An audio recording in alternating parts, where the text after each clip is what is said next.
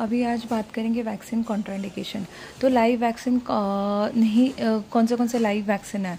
तो MMR, BCG, OPV, 7, influenza, yellow fever, rota virus, Japanese encephalitis और वायरिसिला।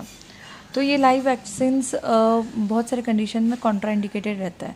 तो जैसे प्रेगनेंसी हुआ, इम्यूनो कॉम्प्रोमाइज स्टेट रहेगा पेशेंट का, तभी ये लाइव वैक्सीन्स कॉन्ट्राइंडिकेटेड रहते हैं।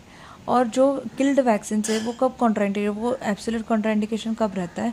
जब प्रीवियस जब वैक्सीन दिया है और तभी रिएक्शन आया पेशेंट को, तब वो किल्ड वैक्सीन कॉन्ट्राइंडिकेटेड है।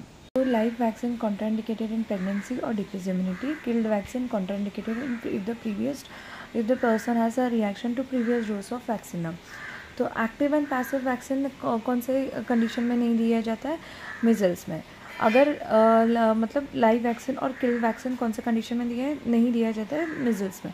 तो लाइव वैक्सीन अगर देना है और किल्ड वैक्सीन भी देना है तो लाइव वैक्सीन ना 12 वीक्स के बाद दिया जाता है। किल्ड इम्यूनोग्लोबुलिन वैक्सीन देने के बाद, मतलब किल्ड वैक्सीन रहता है, और पैसिवली हम जो इम्यूनिटी देते पेशेंट को थ्रू इम्यूनोग्लोबुलिन, तो वो देने के बाद 12 वीक्स के बाद, 12 वीक्स के बाद हम लाइव वैक्सीन देते हैं। तो अगर पेशेंट को ऑलरेडी इम्यूनोग्लोबुलिन दिया गया है तो हम किल्ड वैक्सीन 2 वीक्स के बाद देते हैं।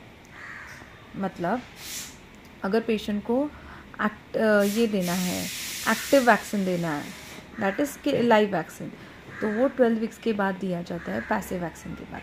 अगर पर ऑलरेडी हम लोग ने उसको किल्ड वैक्सीन दिया है तो हम लोग ने ऑलरेडी उसको लाइव वैक्सीन दिया है तो किल्ड वैक्सीन 2 वीक्स के बाद दिया जाता है।